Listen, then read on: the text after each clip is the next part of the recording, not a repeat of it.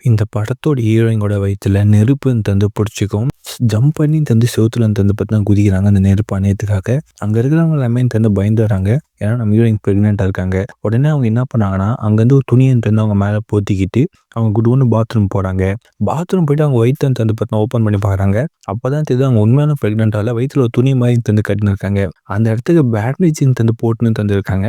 வெளில எல்லாமே ஹீரோயின்க்கு என்னாச்சுன்னு சொல்லிட்டு பதறின்னு பாத்ரூம் கதவ உடைச்சுன்னு வந்தா, நம்ம ஹீரோயின் ஆயா துணி போட்டு ஒண்ணும் இல்லங்க பேசின்னு தந்து சமாளிக்கிறாங்க.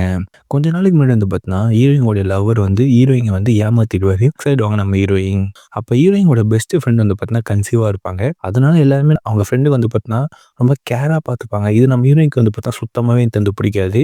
அதனால நம்ம ஹீரோயின் வந்து பார்த்தீங்கன்னா, ஆன்லைன்லேருந்து ஒரு பொருள வாங்கி ஃபேக்கா வந்து பார்த்தீங்கன்னா, ஒரு வயிறு மாரி தந்து பார்த்தீங்கன்னா, அவங்க தந்து வாங்குறாங்க ஆன்லைன்லேருந்து. அத போட்டு அவங்க ஊர்ல தந்து சுத்துறாங்க. எல்லாருமே தந்து நம்ம ஹீரோயின்க்கு வந்து செம்மையா தந்து மரியாதை குடுக்குறாங்க. ட்ரெயின் எல்லாமே தந்து நம்ம ஹீரோயின்க்கு இடம் குடுக்குறாங்க. நம்ம ஹீரோயின்க்கு வந்து பார்த்தா செம்ம ஹாப்பியா தந்து ஆயிடுது. ஓகேடா இதே வந்து நம்ம மெயின்டெயின் பண்ணணும்னு சொல்லிட்டு இருந்தோம்னா, அவங்க வந்து அவங்களோட வாழ்க்கைய வந்து வாழ்ந்துட்டு இருக்காங்க. அப்போ ஒரு காஃபி ஷாப்ல வந்து பார்த்தீங்கன்னா, ஹீரோவ வந்து பார்க்குறாங்க. நம்ம ஹீரோக்கு ஹீரோயின பார்த்தோனே செம்மையா தந்து புடிச்சு போச்சு. அவங்க கன்சீவா இருக்கிறதுலாம் வந்து பார்த்தீங்கன்னா, ஒரு பெருசா எடுத்துக்காம 2 பேருமே வந்து ஜாலியா லவ் பண்ணு தந்துருக்காங்க. அந்த லவ் வந்து பார்த்தீங்கன்னா, கல்யாணம் வரைக்குமே தந்து வந்துருது.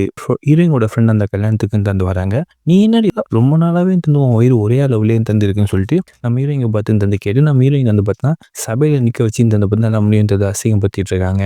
அப்ப நம்ம ஹீரோயின் வந்து பார்த்தா, "நான் கன்சீவாலாம் இல்ல. நான் வந்து பார்த்தா ஃபேக்கா கன்சீவா இருக்கேன்னு" சொல்லிட்டு அந்த வயித்துல இருக்கிற துணிய தந்து அவுத்து தந்து விட்டுர்றாங்க. இதனால நம்ம ஹீரோ வந்து பார்த்தா செம்ம காண்டாயி வந்து பார்த்தா அங்கருந்து திட்டிட்டு அவரும் தந்து போயிடுறாரு.